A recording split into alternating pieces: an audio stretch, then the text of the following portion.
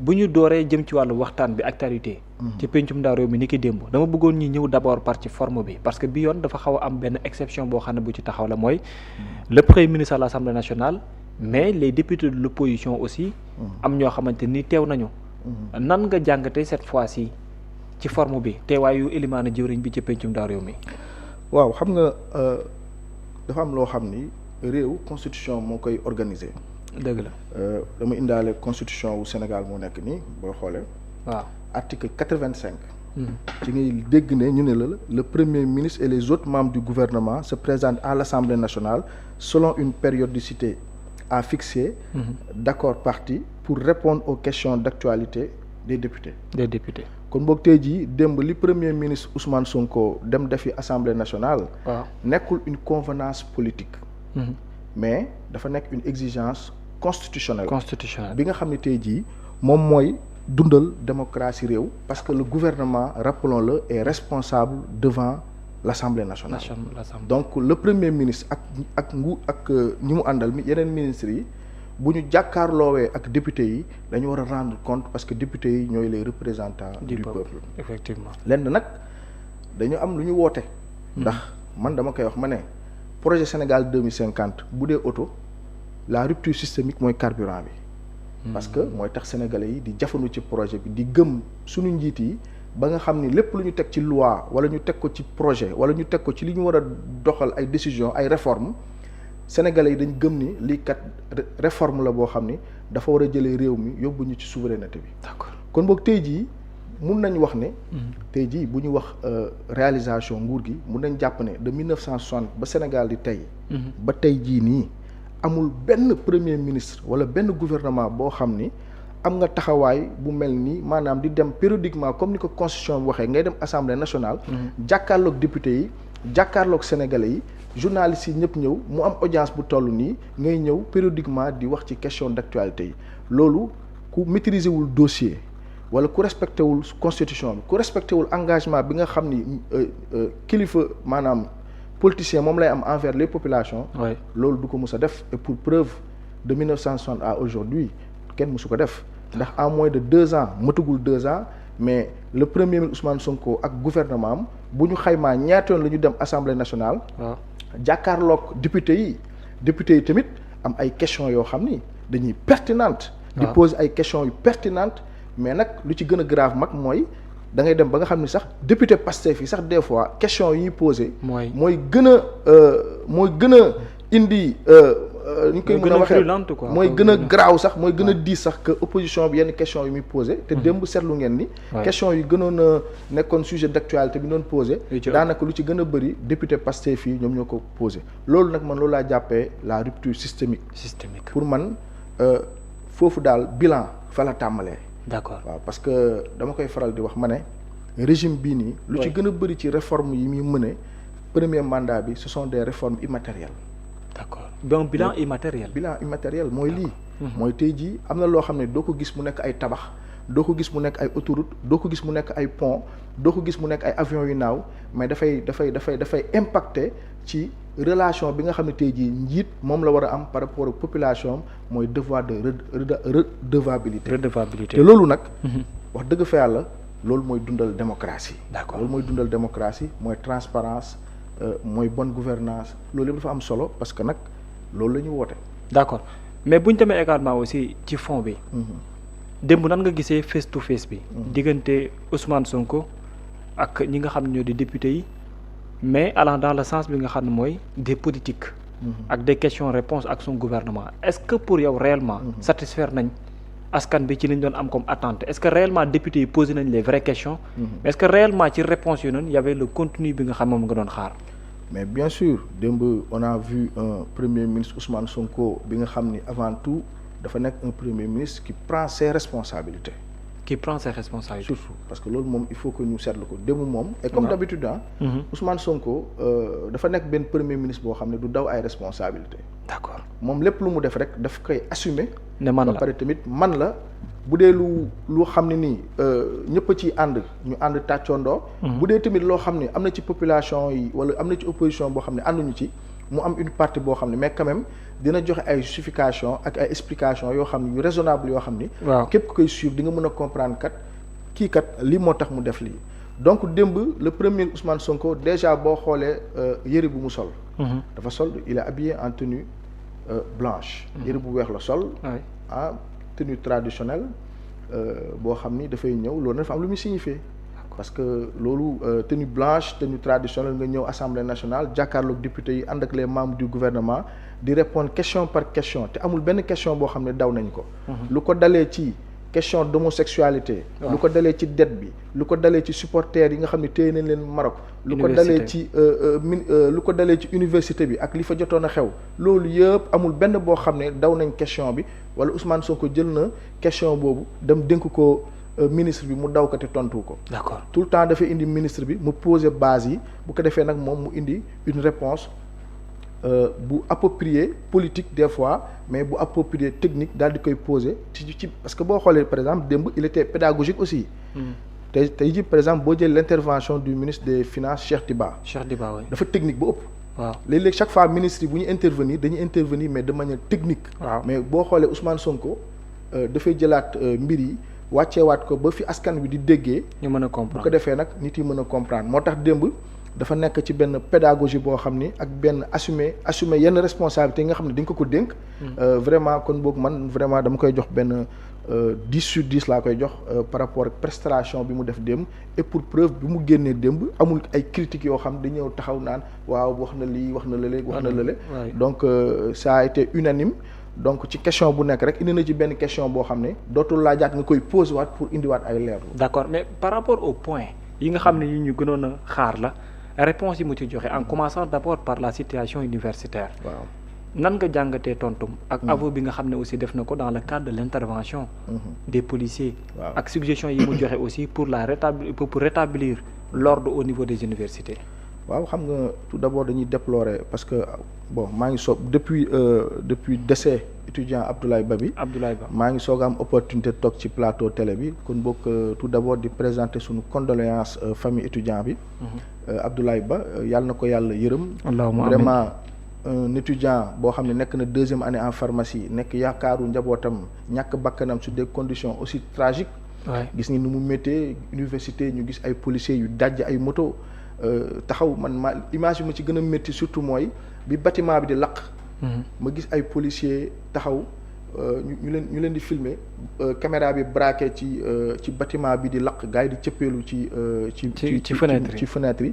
man sax dama ne pourquoi tey jii bu ñuy def maintien de l'ordre au sein de l'assemblée au sein de l'université police dafa war a ànd ak sapeur pompier dañu war a jiitlante. waaw ambulance yi bëri. dafa war a bëri ay ambulance bëri sapeur pompier ñu topp ci nga xam ne parce que à tout moment mun na dégénérer.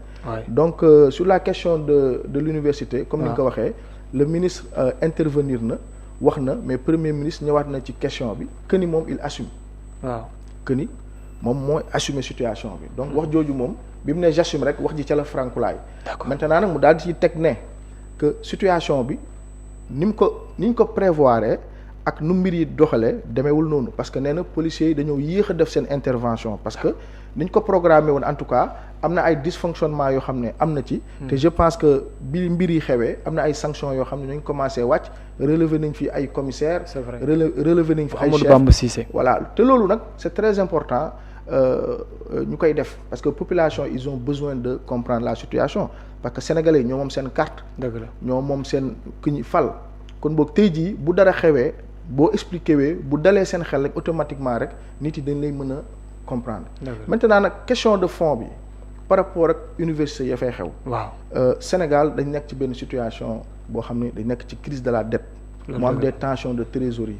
bu dee dëgg rek la ñuy wax dëkk bi amul xaalis. les marges de manœuvre sont très serrées Sénégal li muy ñàkk suba ba ngoon di ko dajale ci recette. ci ay taxes ci ay impôts. pour fay ko dajalee ba mët sëkk loolu dañ koy fayee bor soo paree na nga dem lebaat loo dundee wala loo fonctionner. loolu nag réew bu koy fonctionner réew moomu noonu ay marge de manœuvre yu compliqué la am. dërëm bu mu am rek il faut que mu rationaliser ko daal di koy teg fu jaar yoon. maintenant nag loolu dafa am lu muy àndal.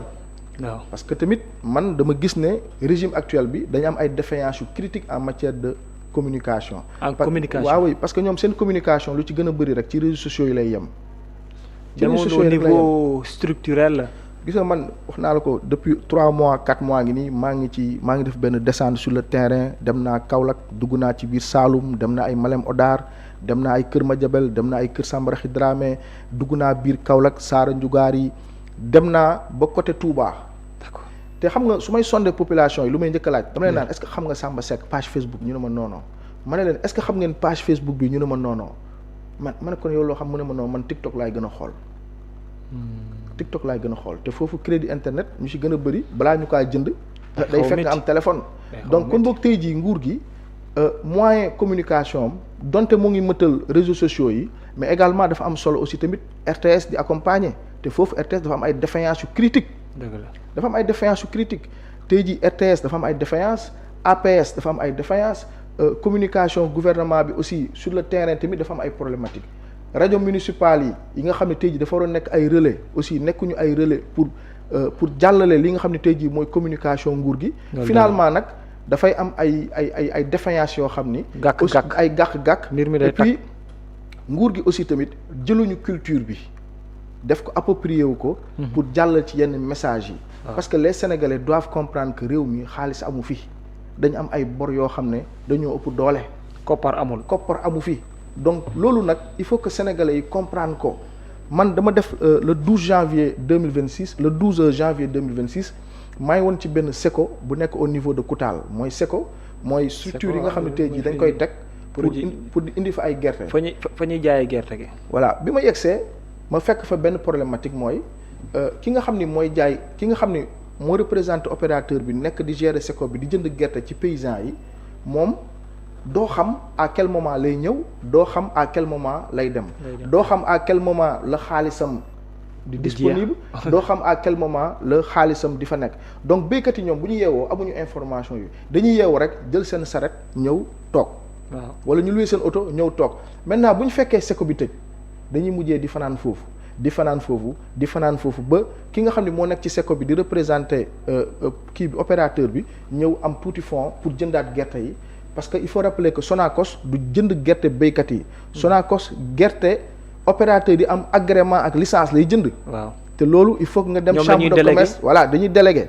donc ñi am licence autorisation pour jënd gerte Sonacos bi ñoom ñooy dem ci SECO yi di jënd gerte paysan yi maintenant tey jii li ma comprendre mooy derrière. waaw mais am nañ ay rajo local am nañ ay rajo communal am nañ RTS tey jii. boo xoolee ñaari campagne agricole yi on a investi plus de 300 milliards de francs CFA. parce que boo jëlee première année bi en 2024 on a investi 120 milliards de francs CFA. ak digitalisation yi doon wax. deuxième année bi ñu investir 130 milliards de francs CFA mu nekk kon 250 milliards de francs CFA. sànq démb dégg nga le premier ministre mu ne injecté nañ 50 milliards de francs CFA dont 28 yi dañ ko jox opérateurs yi pour ñu am liquidité yeneen 20 yi ñu jox ko Sonacos. kon loolu 300 milliards la mais lan moo ñu tere moderniser les SECO. waaw parce que yàgg naa. mais parce que tey jii pourquoi pas créer un registre benn registre national boo xam ni dañuy mën a identifier béykat yi ñu am ay SMS ñu regrouper leen par SECO ba nga xam ni ki nekk ci SECO bi béykat day mën a am information en temps réel que ni li ubbi na. li tëj na xaalis am na xaalis amul. et fi may daanelee côté boobu mooy. le 12 janvier 2026 dama dem ci benn SECO au niveau de Koutal benn dëkk bi nekk après Koutal mais bi ma yegsee béykat bi xamul woon sax ne pour moom état mooy jënd gerte pour moom ki nekk ci biir SECO bi kooku état la. état moo ko yónni. état moo ko yónni donc bu ñëwee foofu tëj ñoom dañuy nekk nag après di mer di kaas waaw sama diwlin bi nii nguur gi lii nguur gi lale alors que nguur gi moom fayee na dette bi épuré na dette bi fay na opérateur bi. mais problème bi mooy amuñu information bu baax bi. kon boog l'information ne circule pas. te dans les lois de l'économie l'information doit circuler dafa war a circuler bu baax a baax dafa bokk ci les lois de l'économie pour une économie dox fonctionner l'information dafa war a jàll. dans une concurrence pure et parfaite l'information dafa war di circuler. information boobu noonu nag moo am défaillance. parce que derrière les relais télé yeeg rajo yeeg SMS yeeg yooyu fonctionné wul donc finalement nguur gi. day tabax lu bëri mais nit yi duñu comprendre sur le terrain. d'accord te nag koo xam ni moom sa premier mandat lu ci gën a bëri ce sont des réformes immatérielles problématique mooy réew mi bu ñu demee ba benn instant gars yi gisuñu dëkk bi changement au plan matériel. day xaw a compliqué. rawatina nag. ak désinformation bi am ci TikTok bi ak ci réseaux sociaux yi ak yenn mbir yi xew. donc dafay situation boobu dafay critique da ngay dem ba askan boobu noonu dootu la mënati muñal. askan nag bu la mënatul muñal nag moom mooy jur yenn situation yi. waaw comme li nga gis université. parce que université rappelons-le nguur gi bi muy soog a yegsi chevauchement année universitaire yi maanaam yow boo amee bac 2025. yaa ngi démarré presque 2027. waay voilà donc tëj bi ñu ko tëjoon benn 1 an après dafa def répercussion par rapport chaque année chevauchement année universitaire bi dafa doon coûter à l'État plus de 400 milliards de francs CFA. loolu yëpp état bi résoudre na ko petit à petit. étudiants yi yàlla xam na ne nguur gi dafa leen a taxaw yu am solo la leen taxaw maintenant nag dafa laaj ñu toog waxtaan. ndax réew mii nii tout le temps comme ni ma koy waxee rek dafa wéeru sur la confiance entre les gouvernants et les gouvernés. rupture de confiance boobu bés bu dindee réew mi ay grève rek fi nar a am te grève yooyu day tax réew mi ce sera ingouvernable. waaye mais bu demee ba ne am na fu ñuy toll l'État va faire face par rapport ak syndicats yi ak ñeneen ñi. est-ce que du ñëw aussi ba waale au niveau des universités parce que ñoom seen xeex dafa catégorique mooy ce qui est des rappels. il faut pas ñu koy laal. te l'État du Sénégal aussi du lu yoon bind lu mu war a mën def donc tôt ou tard foofu confrontation ni ñu dooree boobu moytul mu yeggee ko. waaw xam nga situation étudiant yi dafa xaw a critique parce que ku amul raq étudiant am nga doom étudiant am nga xarit étudiant wala am nga voisin étudiant. man yàlla xam na ni ne daaw par exemple dama doon dimbali lu ci gën a bëri les étudiants de l'UREC dama doon yóbbu foofu ay ticket restaurant par yenn saay di fa yóbbu ay serviettes hygiéniques léegi-léegi dañ boo leen fekkee Médina ci immeuble bu ñuy loué ameloon nañ ko 3 millions de francs CFA immeuble bi nekkoon Médina parce que dañ amoon ay arriérés.